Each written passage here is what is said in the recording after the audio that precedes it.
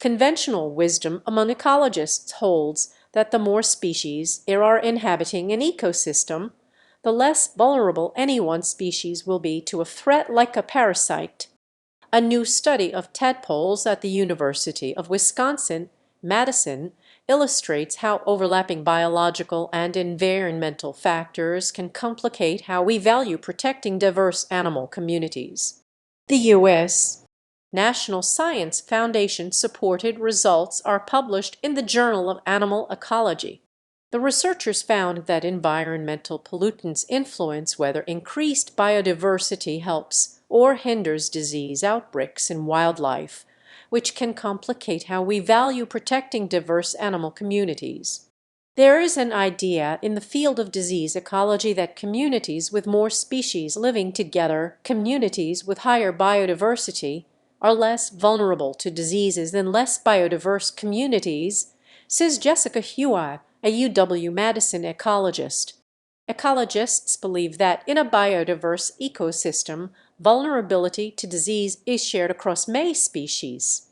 One species could act as a decoy, drawing the attention and energy of parasites away from more susceptible neighbors and protecting the vulnerable by reducing the growth, reproduction, and spread of parasites. The idea that biodiversity can dampen disease outbreaks is an exciting idea because it provides a clear benefit and great reason for protecting biodiversity, says Huey. Our research suggests that whether biodiversity protects communities from disease depends on environmental conditions. We cannot understand the role of biodiversity on disease without considering how environmental factors like pollutants change host susceptibility. Huey studies the way pollutants, be they pesticides, other chemical contaminants, or even light and noise, can upset natural ecosystems.